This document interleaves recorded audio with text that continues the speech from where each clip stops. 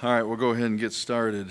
I'm going to begin this press conference talking about something that as a coach and certainly a father you hope you never have to discuss, and that is the health of one of our student athletes. Starting quarterback David Pyland has been going through our concussion management plan since he was injured in the first half of the game a few weeks ago against Temple. We've had extensive meetings, both he and I, and certainly with our medical staff. And over the past few days, our medical staff has advised David to no longer play football. So this has not been easy, certainly on David and his family. Moving forward, he is going to definitely continue to be a part of our program. Travel with the team, be at meetings, be at practice. We are going to certainly support him in every way possible. And,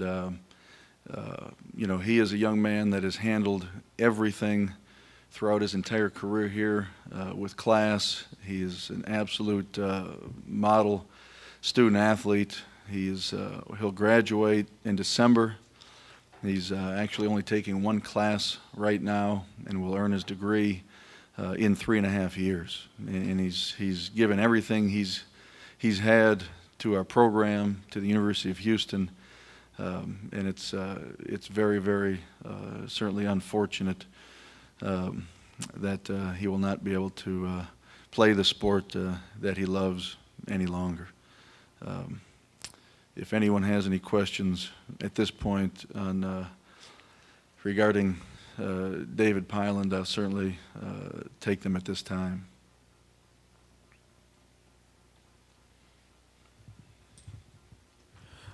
Tony, can you just, since he's not here, when you talk to him, just his overall, reaction to the news and what you had told him? Well, this has not been easy on David for a number of reasons. Again, I've said in no specific order. It's an issue medically where, thank goodness, today at this moment he feels great. His health right now is outstanding.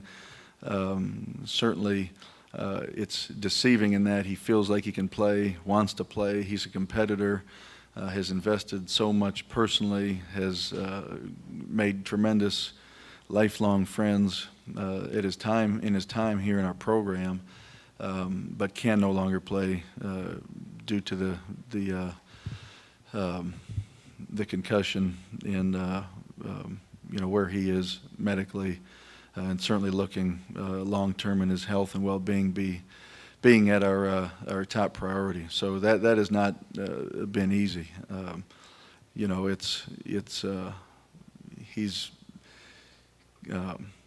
just given everything he's had to our program, and to meet with him, talk with him, visit with his family, and I know how much he was looking forward to this season, and again for his career to end like it did, just breaks your heart.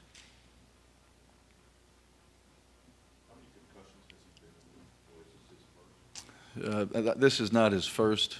I think it's common knowledge he suffered one last year in a game against SMU. And it's I think to put a number on those types of things is hard to do, and not always appropriate to speculate. But again, it's been enough to where our medical staff knows for his future and well-being, and he can no longer play. David, since the Temple game, can you kind of take us through what the protocol was, or what was, if there was a test, or if there was something that told the doctors, hey, this is what we recommend?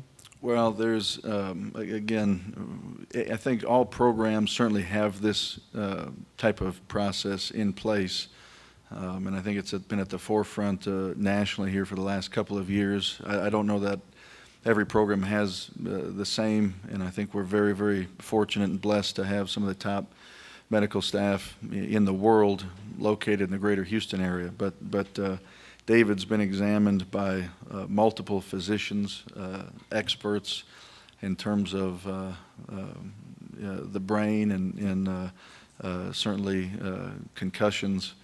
And, there's been a number of meetings between medical staff. There's been a number of meetings between David and our physicians as well, and myself. And again, when you're talking about the health of a student athlete, the health of an individual, regardless of injury, it's something we take extremely serious, and we're going to take our time and do our due diligence, if you will, and make sure that we have the student athletes' health as our top priority. So it's taken some time, and again, certain injuries take longer than others to evaluate, and again, we're gonna err on the side of caution in terms of taking our time and being thorough. And that's why I want to say, the Temple game may be 4 weeks ago off the top of my head. I don't know when exactly it was, 3-4 weeks ago, but it's taken to this point to get all the information back and for our medical staff to make this determination. What will be the extent of Pylan's involvement with the team this year? How will he be contributing outside of playing? Well, that's a great question. He's still, again, I mentioned, he's going to be an integral part of our program. He's going to travel with the team. He's going to be in the meetings. He's the experience he has, having played, been in the program, the things he's seen and been a part of. He feels like he can help these other quarterbacks, John, Greg, Billy, Kyle. So he's going to be in the meetings, be at practice. Again, he is as much a part of our program and will continue to be as all of our student athletes. So he'll continue to be around on a daily basis. We're going to take him on all the away games. And again, I know David, he's extremely intelligent. He'll find a number of ways to contribute to our success. Well, I know you're not a doctor, but what did they say that they saw that this was the right decision? What made them say that this was the right decision? Well, Dr. Walter Lowe is the head of our really our concussion management team, if you will. And again, a lot of things went into this decision, and David met with multiple experts in this field. And, again, a number of things went into this recommendation and him being advised to no longer play.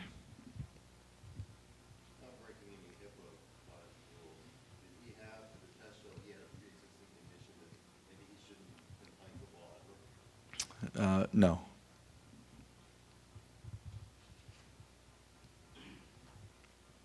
Anything else?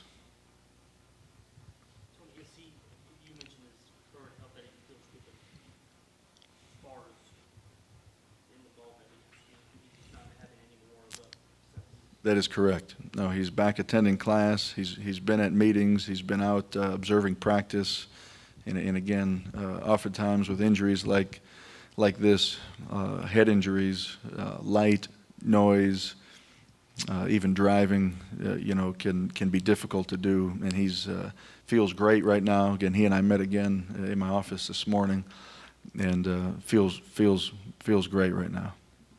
How long was he experiencing symptoms after this concussion? A few weeks.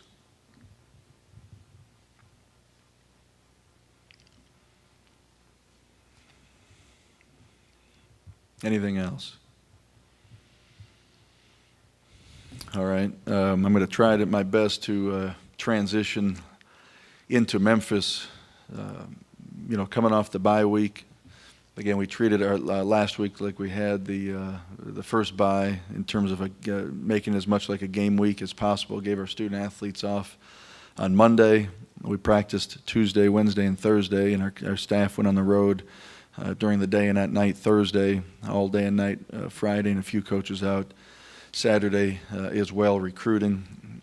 We started to work a little bit last week on Memphis, and when you look at this team, I would caution people to look at their record and feel like that's an indication of the type of team we're playing, because it absolutely is not. They took Central Florida, which is an outstanding program, very established, down to the wire.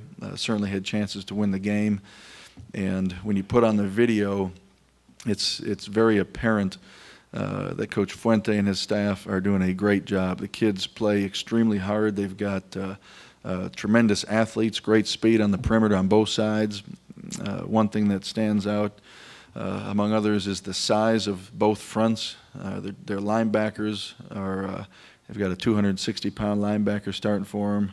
Their defensive line is very, very physical, and they're doing a great job. Defensively, they're giving up less than 19 points a game. I think as you look at the stats, it's going to say 19 points, but they actually gave up 7 last week on special teams, so that's a little bit deceiving. So it's somewhere around 18 points a game and 319 yards per game. Offensively, they're very, very balanced. Paxton Lynch, their redshirt freshman quarterback, is really doing a nice job managing the offense. They're rushing for about 180 yards a game, and do an outstanding job mixing it up and trying to keep defenses off balance. I think the one thing that I probably have not heard enough about Memphis right now is their special teams. They're as good a special teams as I think we will play all season. They returned a kickoff for a touchdown with 2 minutes left in the Central Florida game to tie the game. A holding penalty was called, which negated that play, but they are outstanding at kickoff return and punt return. Their freshman kicker has not missed a field goal or extra point yet, and they're leading the nation in net punting at almost 45 yards net punting, and it shows up on video. They are extremely well coached. I think they did not have any assistant coaches leave their staff from last season rather. So you see the continuity and you see how much they've improved. So this will be another great challenge for us. We've got to continue to do what we've done the first 4 games to be successful in terms of taking care of the football and offense and creating turnovers defensively. So this will be a great challenge. I'm glad this is a home game, and looking forward to seeing 20-something thousand people wearing red Saturday morning at 11 a.m. at the Dynamo's BBVA Stadium. Any questions?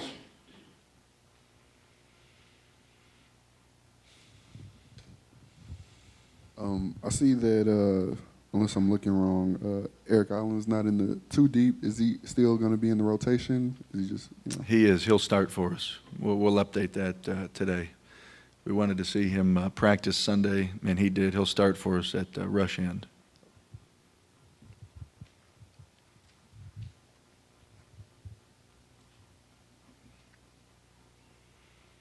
Anything else? Tony, can you just kind of talk about maybe the change and mood, or from last year? You guys got off to a slow start this year. Just be able to build off of that. Plus, you have the bye week, so can you just kind of what it's like this year with the players a month into the season, and how maybe you're looking at things a lot differently from a year ago? The first thing that comes to my mind in terms of answering that question, which may surprise some people, I've talked about it a little bit, not probably as much lately, is the leadership that we have right now and had last spring, this past summer, and certainly in August going into the season from our student athletes has been as good as anywhere I've ever coached. And I think, again, typically around here we've had 4 captains, and a number of our young men received votes, and we ended up with 6 captains, again, 2 seniors, 3 juniors, and Kenneth Farrow, sophomore. And as you look at those 6, obviously being designated captains, you know that they're looked upon as leaders, but when you look at who else received votes, it's encouraging to know that there's another 20 young men in our program that, while they weren't voted captain, didn't get enough votes to become a captain this season, are looked upon by their teammates as leaders. And when you've got that going on in your locker room, and when you've got that going on during practice, when you've got that going on during games, which are close games, which I think we've experienced 2 on the road at Temple and at UTSA, it's comforting as a coach that you're not always having to get them to play at the highest level, because they feel like there's ownership from within, there's leadership from within. They're going to let their teammate down, and offense encouraging defense, defense encouraging offense. And you can point to a couple of changes on our coaching staff. You can point to maybe how the schedules worked out with the bye weeks at the beginning. You can look at a number of things that what I just mentioned is the first thing actually that comes to my mind. Sort of to follow that up a little bit, Coach, with such a young team, the way that you guys have won games in so many different ways so far this year, getting off to this good start. Special teams makes plays, defense makes plays. You've got a freshman quarterback, and that takes a lot of the pressure off him to working with short fields and things like that. How much does that help your team's overall confidence, knowing that any situation out there, we're going to find a way to make a play and get a win? Well, and it's a couple of things. Going back a little bit to my answer to Joseph's question, is on the sideline during these close games, everybody's been so confident. I'm talking about our student athletes, and certainly our staff has as well, but just the feel on the sideline of we're going to win this game, and guys being confident that someone's going to make a play, whether it's a turnover defensively. B.J. Singleton's blocked field goal at the end of the third quarter 2 weeks ago. There's that vibe right now of we're going to get this done. In terms of winning football games, 2 things. One, and I've told our young men this, these games that we won have been truly team victories. Our defense has done what they're supposed to do in terms of scoring defense and creating turnovers. Our offense has done what they are supposed to do in terms of taking care of the football and certainly getting first downs and putting points on the board. And in special teams, we've made more plays, and that was an emphasis we talked about from the end of last season, is I felt like last year in the kicking game we didn't make any plays. And we had to do that this year. We've blocked 3 kicks already in 4 games. We've certainly, Richie Leone and our punt team is doing a tremendous job so far in terms of field position. I think our kickoff team is covering extremely well. So we've made some plays in the first couple of games on special teams. So these have been team victories. The other part of that, which is probably more important to me, is taking care of the football. And again, offensively, through 4 games, we've only turned it over 3 times. Defensively, and special teams, we've gotten 14 turnovers. And that's, if you want to look at the number 1 correlation to winning and losing games, it's turnovers. So again, it's been team. And I was on the radio yesterday, and they wanted to talk about our defense creating all these turnovers. And my response was, I did talk about the defense, but again, our offense is taking care of the football. And, you can get 5 turnovers on defense and turn it over 6 times on offense, and you're probably going to be in for a long evening. So again, I've been proud of how the way the team has played to help us be successful. You said, this is obviously a young team. Are you worried about how the news of Pylan not being, able to play after the concussions, will it affect them at all? I think it will, and that's something, we look at our team, if you will, and I hate using that word, but if you will, as a family. And, everyone that sits in this team meeting room, and we got around 125 young men in our program right now, I feel like are all brothers. And, to stand up and tell them that one of their brothers can no longer play is not going to be easy for them to hear. Again, but I am big on communication, and that's something that we certainly address, and I like things out in the open, everybody to understand what's going on within our program and be on the same page.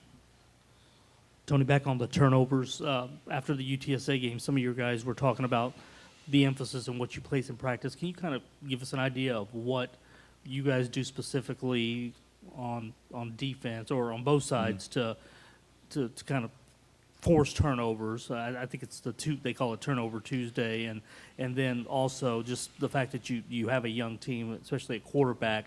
Does it amaze you a little bit that the turnovers are as low as they have been? It's something, you know, I've heard this phrase a long time ago as a quote unquote young coach, I guess, and that's just you get what you coach. And that has always been to me, you're going to get what you emphasize with your young men. And that's something on both sides of the football. We do a what we call a ball security circuit at the end of every practice on offense, and we do a turnover circuit daily on defense. And again, what I've seen in the past, not necessarily here, but in my 18 years of coaching, is, well, you can do a turnover circuit for 10 minutes at the beginning of practice, and then you start getting into drills, 1-on-1, 7-on-7, inside run, team, and no one's trying to strip the ball.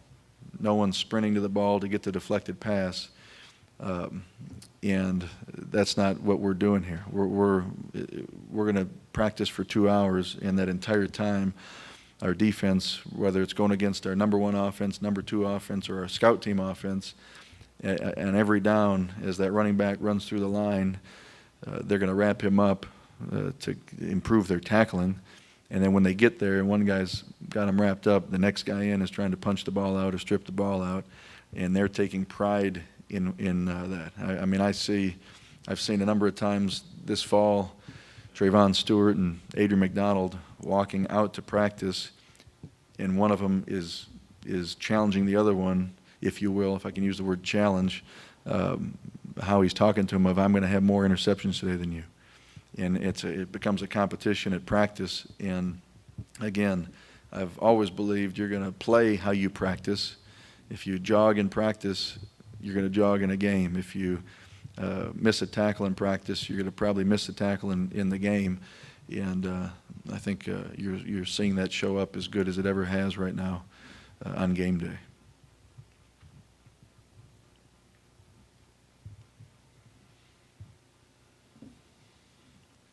Anything else?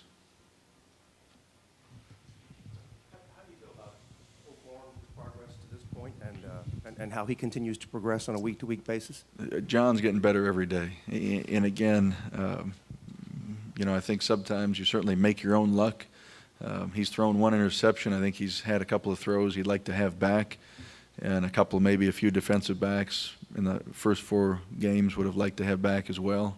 But again, I think he's thrown 10 touchdowns to the 1 interception at this point, and has really done a great job. You know, certainly improving on a daily basis, but managing the game. We feel like we've got a lot of offensive weapons around him at running back and at receiver. But again, we're putting on his shoulders right now. If we call a play and they give us a specific look where this play now becomes a bad play into that defense, he's got to know what Coach Meacham and our offensive staff told him back on Tuesday to change that play to and get us out of a bad play into a good play.